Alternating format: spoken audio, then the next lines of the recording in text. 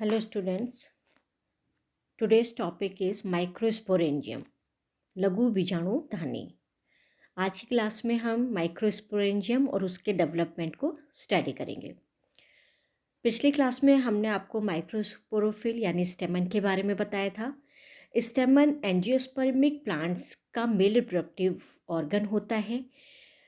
ये माइक्रोस्पोरोफिल के समान होता है और इसमें दो पार्ट होते हैं, पुतंतु और परागकोश यानी फिलामेंट और एंथर इसका पार्ट होते हैं स्टेमन्स के। ये हमने आपको पिछली क्लास में पढ़ाया था। स्टेमन्स में नॉर्मली दो लॉब्स पाए जाते हैं, दो एंथर लॉब जिन्हें परागपिंड कहते हैं प्रेजेंट होते हैं, लेकिन कुछ प्लांट्स में के जो स्टेमन्स होते हैं उनमें केवल एक ही लोब पाया जाता है। फॉर एग्जाम्पल मालवेसी फैमिली के मेंबर्स। एंथर्स लोब में दो चैम्बर्स होते हैं जिन्हें पॉलन सेक्स कहते हैं।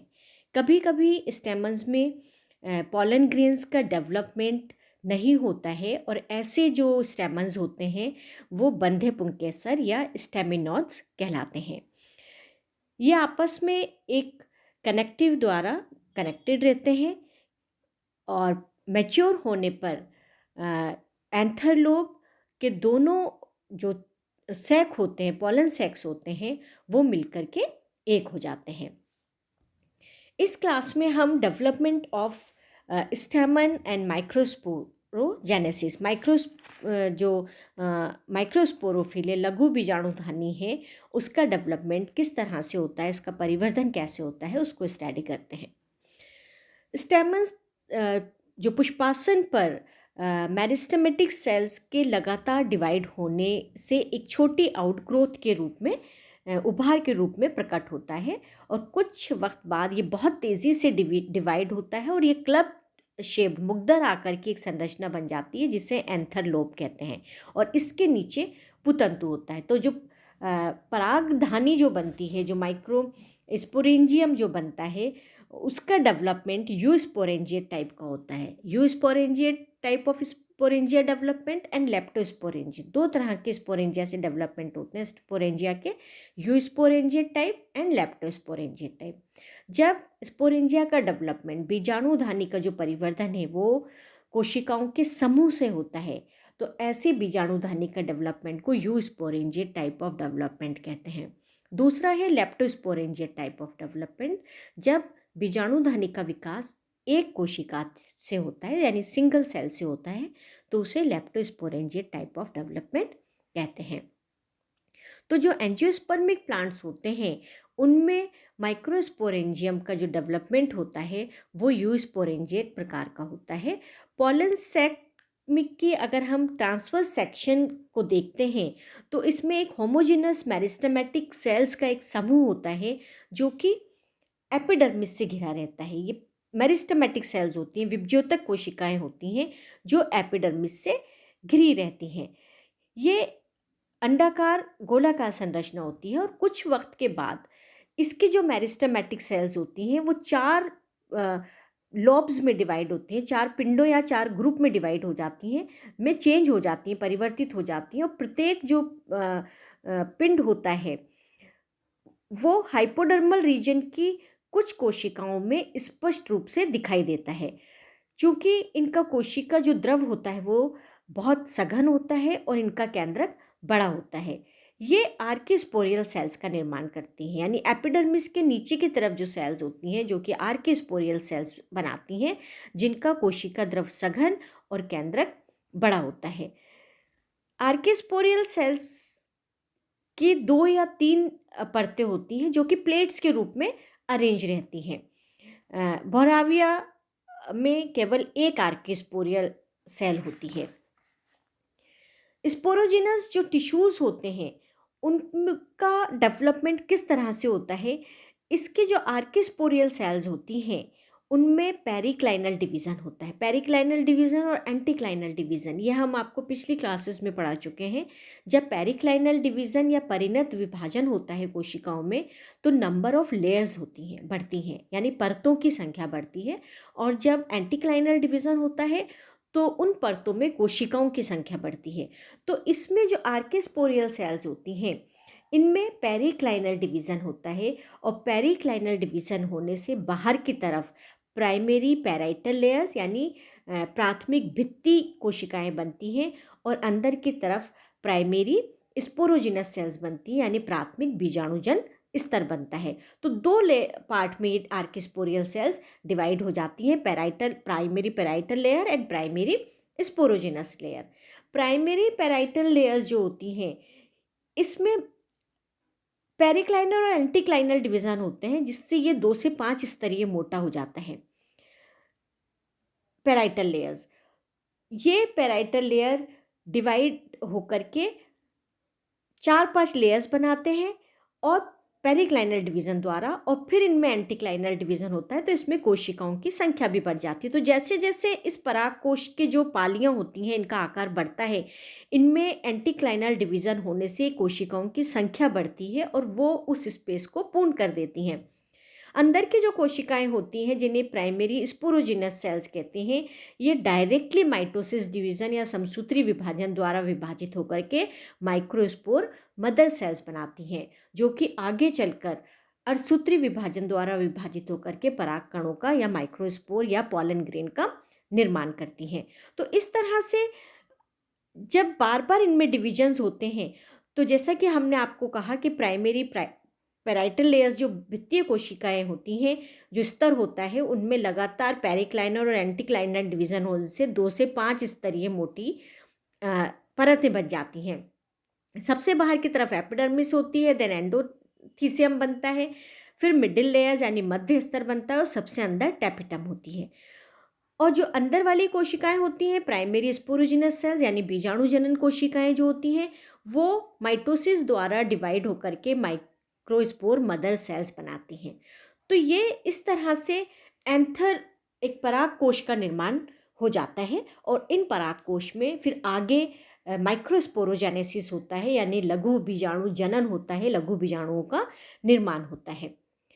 इस फ्लो चार्ट से हम आपको बताते हैं कि जो आर्किस्पोरियल सेल्स होती हैं, सबसे पहले कुछ मेरिस्टेमेटिक सेल्स होती हैं जो कि जो परागकोश वाला एरिया होता है उसमें कुछ कोशिकाएं अन्य कोशिकाओं से अलग सघन कोशिका द्रव और एक बड़े केंद्रक युक्त हो जाती हैं, जिन्हें प्रपशु कोशिकाएं या आर्किस्पोरियल सेल्स कहते हैं। इन आर्किस्पोरियल सेल्स में पेरिक्लाइनल यानी परिणत विभाजन होता है, नंबर ऑफ लेयर्स बढ़ते हैं। तो बाहरी जो स्तर बनता है वो प्राथमिक भित्तीय कोशिका बनाते हैं जो बाहरी परत होती है, और अंदर की तरफ प्राथमिक बीजाणुजन कोशिका यानी प्राइमरी स्पोरोजिनस सेल्स होती हैं जो आंतरिक परत बनाती हैं।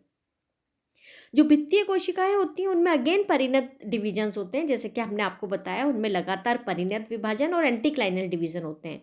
तो जब परिणत विभाजन होंगे तो फिर नंबर ऑफ लेयर्स बढ़ जाते हैं, तो एपिडर्मिस के नीचे एंडोथीसियम बन जाती है और पैराइटल सेल्स बन जाती हैं। ये पैराइटल सेल्स अगेन डिवाइड होती हैं, इनमें परिणत और अपनत यानी पेरिक्लाइनल और एंटीक्लाइनल दोनों डिविजन्स होते हैं, जिससे मिडल लेयर्स यानी मध्य स्तर बनता है और अंदर की तरफ टैपिटम बनती है। तो इस तरह से ये भित्तीय कोशिकाओं से epidermis, endothecium, middle layers and tapetum बनता है। दूसरी कोशिकाएं जो अंदर की तरफ थी वो थी प्राइमरी स्पोरोजिनस सेल, प्राथमिक बीजाणुजन कोशिकाएं। इन प्राइमरी बीजाणुजन कोशिकाओं में डायरेक्ट विभाजन होता है, समसूत्री विभाजन, और ये माइक्रोस्पोर मदर सेल्स बनाती हैं। क्योंकि बीजाणुजन कोशिकाएं द्विगुणित होती हैं तो माइटोसिस द्वारा माइक्रोस्पोर मदर सेल्स बनती हैं, वो भी द्विगुणित होती हैं। इन माइक्रोस्पोर मदर सेल्स में अर्धसूत्री विभाजन होता है, मियोसिस।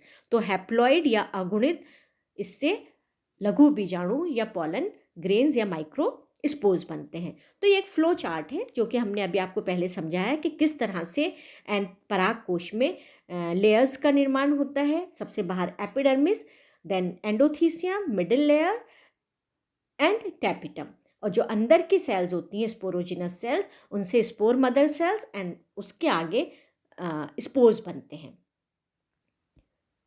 तो इस डायग्राम में आप देखिए ये कंप्लीट एक ट्रांसफर सेक्शन है मैच्योर एंथर का। इसमें सबसे बाहर की तरफ एपिडर्मिस, देन एंडोथीसियम, तो एपिडर्मिस सिंगल लेयर होता है, एंडोथीसियम सिंगल लेयर होता है। मिडिल लेयर के 2 से 5 स्तर होते हैं, ये मोटा स्तर होता है, और अंदर की तरफ एक मोटी लेकिन एक स्तरीय टैपिटम पाई जाती है जो कि पोषण का कार्य करती है। और अंदर ये माइक्रोस्पोर मदर सेल्स होती हैं जो अर्धसूत्री विभाजन द्वारा पोलन ग्रेन्स का निर्माण करती हैं। तो इस तरह से पूरी वॉल बन जाती है माइक्रोस्पोरेंजियम की, यानी एंथर की वॉल बन जाती है। तो इसमें 2 लोब होते हैं और 4 सैक होते हैं, 1 2 3 4। तो इस तरह से ये एक मैच्योर एंथर का ट्रांसवर्स सेक्शन है। हम इसको आगे स्टडी करेंगे कि इसकी जो वॉल्स होती हैं उसमें हमने आपको बताया सबसे बाहर की तरफ epidermis, then endothecium, middle layers and tapetum. Epidermis सबसे बाहरी स्तर होता है जो लगातार इसमें एंटीक्लाइनल डिवीज़न होते हैं, और जैसे जैसे परागकोश मैच्योर होता है ये कोशिकाओं की इसमें संख्या बढ़ती रहती है और ये एक मैच्योर एंथर को चारों तरफ से घेरे रहती हैं। इसका यानी सामंजस्य बिठाए रहती हैं। जैसे जैसे एंथर का साइज बढ़ता है, इन एपिडर्मिस कोशिकाएं या बाह्य जो अधिच्यम कोशिकाएं होती हैं इनमें एंटीक्लाइनल डिवीज़न होता है, नंबर ऑफ सेल्स बढ़ते रहते हैं। तो जो एक मैच्योर परागकोश होता है, एक मैच्योर जो एंथर होता है, उसकी टेंजेंशियल जो डायरेक्शन की सेल्स होती हैं वो दीर्घित हो जाती हैं, चपटी और दीर्घित हो जाती हैं। कई बार ये कोशिकाएं द्विकेंद्रिकी भी होती हैं। इसके अंदर की तरफ एंडोथीसियम होता है। एंडोथीसियम एक परत होती है, कुछ प्लांट्स में ये बाइलेयर्ड भी होती है, फॉर एग्जांपल कॉक्सीनिया इंडिका। इसकी जो वॉल्स होती हैं, टेंजेंशियल जो वॉल होती हैं इसकी रेडियली इलोंगेटेड सेल्स होती हैं और इन पर थिकनिंग्स पाई जाती हैं। इन वॉल्स पर थिकनिंग्स होती हैं। कुछ प्लांट्स में अगर थिकनिंग्स नहीं होती हैं तो एपिडर्मिस में क्यूटिन या लिग्निन की थिकनिंग्स पाई जाती हैं। इसके अंदर की तरफ मध्य स्तर होते हैं, यानी मिडिल लेयर्स होती हैं। ये 1 से 3 कोशिकीय मोटा स्तर होता है और ये अल्पकालिक होता है, ये कुछ समय के लिए बनता है। इसके सेल्स जैसे जैसे परागकोश या पॉलन सैक मैच्योर होता है इसकी सेल्स चपटी और क्रश्ड होती जाती हैं, और जो मैच्योर एंथर होता है उसमें ये स्तर बहुत स्पष्ट दिखाई नहीं देता है। कुछ प्लांट्स में एक से अनेक मध्य स्तर बने होते हैं, फॉर एग्जाम्पल रेनेनकुलस। मध्य स्तर की कोशिकाओं में स्टार्च और अन्य पदार्थ का संचय होता है इनमें, जो कि जब पॉलन ग्रेन का डेवलपमेंट होता है ये पोषण पदार्थ इनको दिए जाते हैं, यानी ये इनका संवहन करती हैं और इनके डेवलपमेंट में सहायक होती हैं। सबसे अंदर की तरफ टैपिटम होती है। टैपिटम एक कोशिकीय मोटी लेयर होती है। इनमें सघन कोशिका द्रव यानी इनका जो साइटोप्लाज्म होता है वो बहुत डेंस होता है और इनमें एक स्पष्ट केंद्रक होता है। ये स्पोरोजिनस टिश्यूज़ के चारों ओर एक परत के रूप में उपस्थित होती हैं और फिजियोलॉजिकल अगर हम इसको देखते हैं फिजियोलॉजिकली बहुत इम्पॉर्टेंट लेयर होती है, क्योंकि जो स्पोरोजिनस टिश्यूज़ होती हैं उनको जो पोषण पदार्थ प्राप्त होते हैं वो इसी से होकर लघु बीजाणुधानी में पहुंचते हैं। नॉर्मली जो एंजियोस्पर्म में टैपिटम का जो डेवलपमेंट होता है वो प्राइमरी पैराइटल लेयर्स की जो कनेक्टिव टिश्यूज़ होते हैं उनसे होता है, लेकिन कुछ प्लांट्स में इनमें अलग अलग प्रकार से इससे ऊतकों का निर्माण होता है। एंथर्स के उभारों की तरफ इसकी जो ओरिजिन होता है वो पैराइटल लेयर से तथा मध्य भाग में कनेक्टिव टिश्यूज से उत्पन्न होते हैं। टैपिटम 2 प्रकार की इनका जो नेचर होता है टैपिटम का वो 2 प्रकार का होता है, सिक्रीटरी या glandular tapetum and second one is amoeboid या periplasmodial tapetum. First one is secretory और ग्लैंडुलर टैपिटम। तो नॉर्मली जो अधिकांश जो एंजियोस्पर्मिक प्लांट्स होते हैं उनमें सिक्रीटरी टैपिटम पाई जाती है। इस प्रकार के जो टैपिटम होती है वो कोश पराग कणों के बन जाने पर बहुत क्लियर दिखाई देती है। एंथर्स में स्पोरोजिनस सेल की जो अवस्था होती है उसमें सिक्रीटरी टैपिटम की कोशिकाओं में माइटोकॉन्ड्रिया, पिगमेंट्स, डिक्टियोसोम, कुछ वेसिकल्स और गोलाकार संरचनाएं पाई जाती हैं। इन संरचनाओं को प्रोयूबिश बॉडीज कहते हैं। इस स्टेज में इन कोशिकाओं की भित्ति पतली होती है, परंतु मियोसिस जब डिवीज़न हो जाता है तो ये मोटी हो जाती है। राइबोसोम और प्रोयूबिश बॉडीज़ का जो नंबर्स बढ़ने के कारण इनका जो साइटोप्लाज्म होता है वो बहुत डेंस हो जाता है।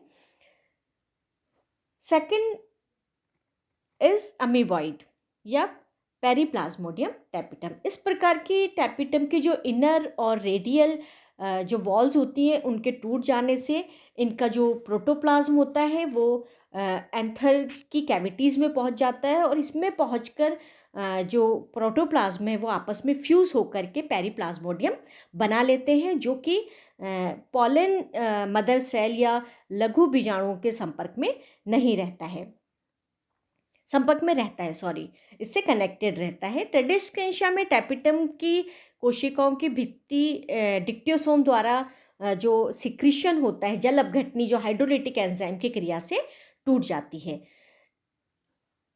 परागकणों की वृद्धि के समय ये टैपिटम पोषण प्रदान करती है और इसमें उपस्थित केंद्रकों में विभाजन की क्षमता पाई जाती है। तो दो तरह की टैपिटम होती हैं, अमीबॉइड या पेरीप्लाज्मोडियम टैपिटम और सिक्रीटरी और ग्लैंडुलर टैपिटम। अब हम बात करते हैं टैपिटम के फंक्शंस। टैपिटम के फंक्शंस की अगर हम बात करते हैं तो मियोसिस के समय टैपिटम की कोशिकाओं में जो पोषक पदार्थ होते हैं वो एंथर लॉक्यूल के भीतर पहुंच जाते हैं। ट्रेडिस्केंशिया में टैपिटम से बने प्लाज्मोडियम प्रोटोप्लाज्म में कैलास नामक एंजाइम कैलेज नामक एंजाइम बनाते हैं। कैलेज की जो क्रिया से ही पराग जो टेट्राड होता है पराग कणों के मध्य जो कैलस होता है उसका विघटन हो जाता है और परागकण अलग अलग हो जाते हैं। सिक्रीटरी टैपिटम में जो प्रोयूबिश जो बॉडीज़ होती हैं उनसे पॉलेंस का एक्साइन के निर्माण में ये भाग लेती हैं। टैपिटम की कोशिकाओं में विशेष प्रकार के प्लास्टिड्स जो विकर वर्णक होते हैं उनके द्वारा पॉलन किट सब्सटेंसेस और ट्राइफिन का सिंथेसिस होता है। ट्राइफिन प्रोटीन युक्त जल स्नेही पदार्थों का जटिल मिश्रण होता है। परागकण जो होता है, पॉलन ग्रेन्स की वॉल या भित्ति में दो प्रकार के प्रोटीन्स पाए जाते हैं। एक युग्मक उद्भिद से यानी गैमेटोफिटिक्स स्टेज से प्राप्त होता है और दूसरा टैपिटम की कोशिकाओं से प्राप्त होता है। टैपिटम की कोशिकाओं से प्राप्त प्रोटीन एक्साइन या बाह्य चोल में उपस्थित जो स्पेस होता है या उसकी जो कैविटीज़ होती हैं उनमें स्थित होता है। परागकणों की आर्द्रता ग्रहण करने पर ये प्रोटीन रिलीज होते हैं और इनसे हे फीवर या फिर अन्य प्रकार की जो पॉलन इंड्यूस एनर्जीज होती हैं जैसे रोग इनसे उत्पन्न हो जाते हैं। ये प्रोटीन पॉलन ग्रेन्स को वर्तिकाग्र को पहचानने में कि कौन सी अनुरूप वर्तिका है यानी पॉलन ग्रेन को कौन सी वर्तिका पर जाना है इसको पहचानने में भी सहायता प्रदान करते हैं। तो दिस इज़ माइक्रोस्पोरेंजियम कि किस तरह से परागकोश का निर्माण होता है और जो परागकोश होता है उनमें कितने लॉब्स और कितने सैक्स होते पॉलन चैम्बर्स होते हैं, किस तरह से इसकी वॉल का निर्माण होता है। और नेक्स्ट क्लास में हम आर्कीस्पोरियल सेल से बनने वाली जो स्पोरोजिनस सेल्स होती हैं उनसे माइक्रोस्पोर फॉर्मेशन या पॉलन ग्रेन्स का निर्माण कैसे होता है इसको स्टडी करेंगे। Thank you.